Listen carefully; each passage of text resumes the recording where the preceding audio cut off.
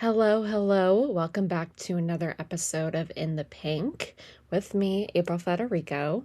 And this week's reminder, you don't have to earn your self-worth through weight loss, productivity, or perfection. Research shows that self-compassion is associated with greater resilience, healthier habits, and more sustainable behavior change than self-criticism. The voice in your head matters. In fact, the way you speak to yourself matters. This week, pay attention to how you speak to yourself. When self judgment shows up, replace it with this affirmation and remember you cannot hate your body into something that you love. And with that being said, here is the self love affirmation of the week. I release the belief that I need to criticize myself to change. My body is not a project that needs fixing. It is a home that deserves love and care. I choose progress over perfection, compassion over judgment, and consistency over punishment. Every healthy choice I make is an act of self-respect, not self-punishment. I trust that lasting transformation grows from kindness, patience, and the promises I keep to myself. I am worthy of love, confidence, and care right now. Not someday, not after I lose weight, not when I reach the goal. Right now. Today, I honor my body for all it does for me. And I choose to speak to myself with the same grace that I so freely give to others. So, yeah, welcome back to the podcast where we talk about wellness that doesn't suck. And today we are diving into a message that completely changed the way I think about myself. And honestly, something that I wish I had known when I was in probably 5th or even 8th grade. Yeah, trust me, body image has been a significant portion of my life. Probably over 14% of my life.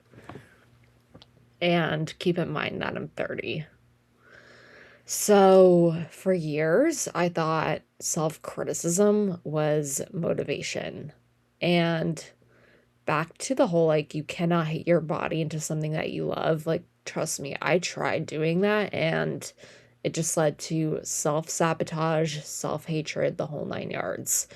I thought that if I was hard on myself, ashamed of my body, disgusted by the number on the scale, eventually I'd change drastically overnight, yada yada. And I thought self-love was something you earned after weight loss, or even through a guy, or even through academic validation. And science tells us the exact opposite. Today, we are talking about self-compassion that actually creates more sustainable health habits than self-criticism, and why the relationship you have with yourself matters more than any diet ever will. So here is my story on body image. So I remember in 5th grade, I was in chorus class and I was standing in the front of the room because I had a speaking part in a play that we were doing. In fact, I remember this quite vividly because I was a giraffe. And my childhood best friend comes up to me afterwards and says that a boy who was standing right behind her in chorus called me pregnant because I was fat. And I immediately went into self-defense mode. I mean, I would never call myself fat, ever, no matter how I looked. But after this one scenario, I spent years treating my body like a freaking enemy. Every mirror was an evaluation of my self-worth, and every photo was evidence of that. And I was just like, why am I doing this to myself? I mean, every meal felt like a freaking test. And mind you, I grew up in a half Italian household where if you went to say like um my late grandfather's house, you would, like, God forbid you said you weren't hungry. And like in fact, the phrase mangia mangia, which means eat, eat in Italian, was quite often used. And I believed that if I hated my body enough, I'd finally become disciplined enough to change it. But what actually happened? Well, I can fast forward to eighth grade. And I was exhausted. I was depressed. It didn't help that I had mono for 4 months, exacerbated by depression. And I just felt like I was constantly being singled out in school. And it was just like one thing after another. I was starting to lose friends. And I was just like, I just wasn't happy. In fact, that was the year I was diagnosed with depression.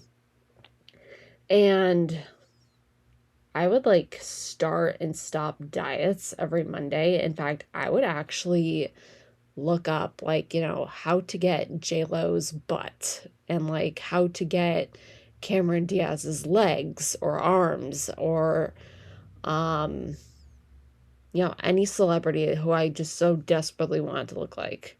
In fact, I think and this is a trigger warning. So, because I am talking about eating disorders here, I actually looked up how to be anorexic because I was that desperate to lose weight. It was bad. In fact, I abandoned workouts even if I missed a few days. And actually, no, that's a lie. In eighth grade, I would just like religiously follow, like, the Cameron Diaz exercises or what have you. And I was constantly swinging between perfection and giving up completely. And honestly, that isn't health. That's punishment. And here is the science, the exact science of self-criticism. And it's really fascinating. Researchers have found that self-criticism activates many of the same stress pathways in the brain as external threats. When you're constantly telling yourself, like, I'm lazy, I'm disgusting, I'll never change, your brain interprets that as danger. That increases cortisol, which is the body's primary stress hormone. And higher chronic stress levels are associated with increased emotional eating, poor sleep quality, reduced exercise adherence, higher levels of anxiety and depression, and increased abdominal fat storage.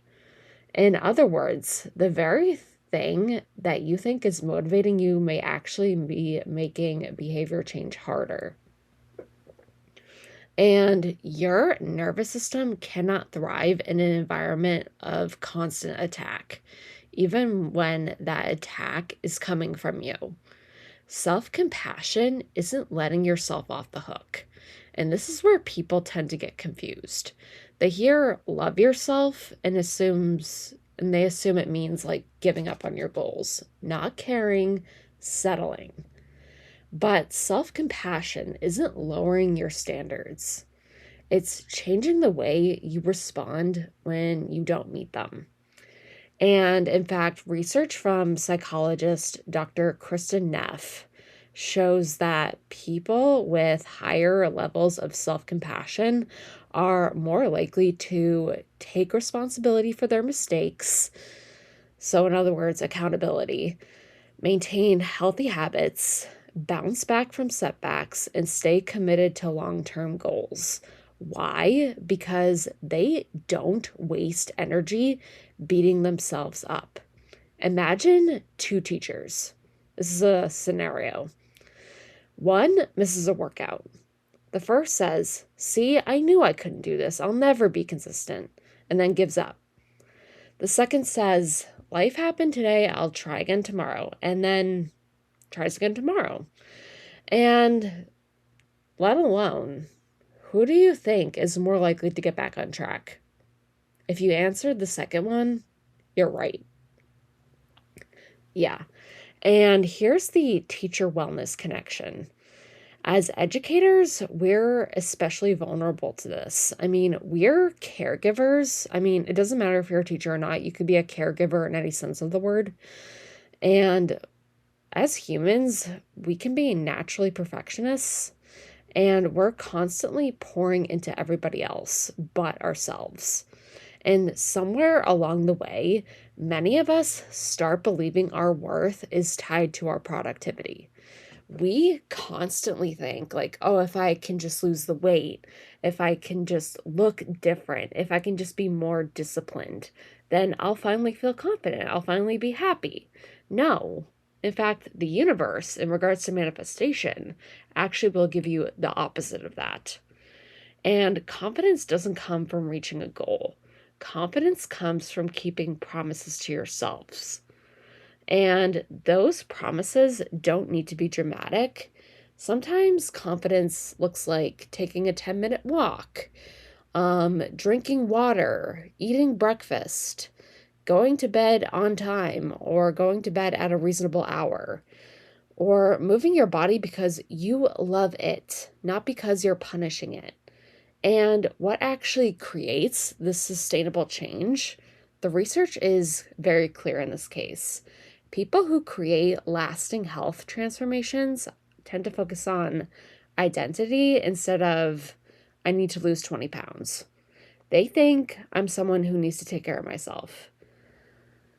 Behaviors, like instead of like obsessing over outcomes, they focus on daily actions like walking, strength training, sleeping, eating balanced meals, instead of saying like, oh, I'm just going to have like a coffee for breakfast. And coffee is not breakfast, okay?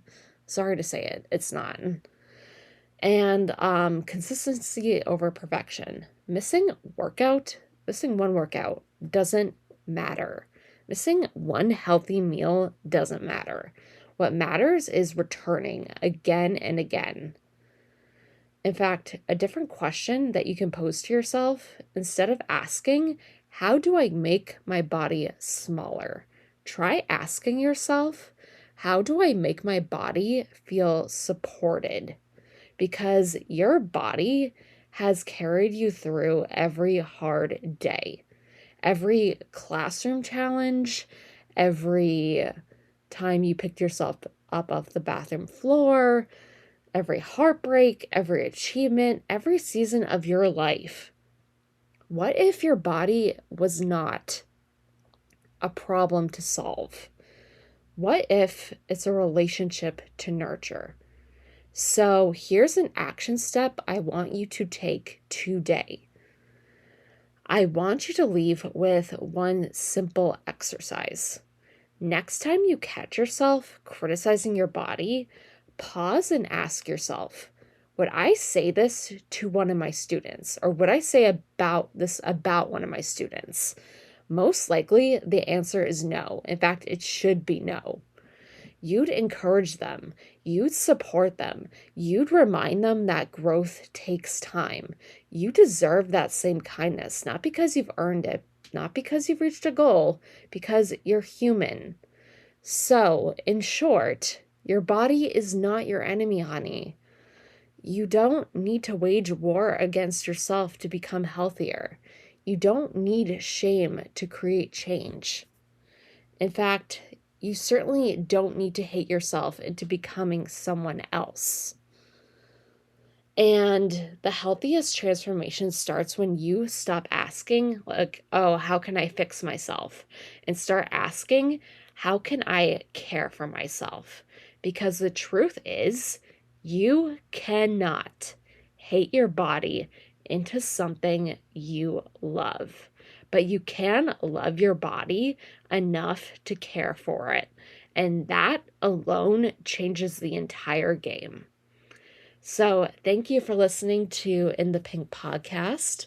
If you are not following this on Spotify or Apple Podcasts already, please do so and leave a review either on Apple Podcasts or Spotify. I'd love to see what you guys have to say about it, and who knows, you could be featured on the next episode next Monday. So, if this episode deeply resonated with you or just resonated with you in general, share it with a teacher, a friend, or someone who needs the reminder that wellness starts with self-respect, not self-punishment. This has been a joy to make, and I will see you next Monday. Mwah.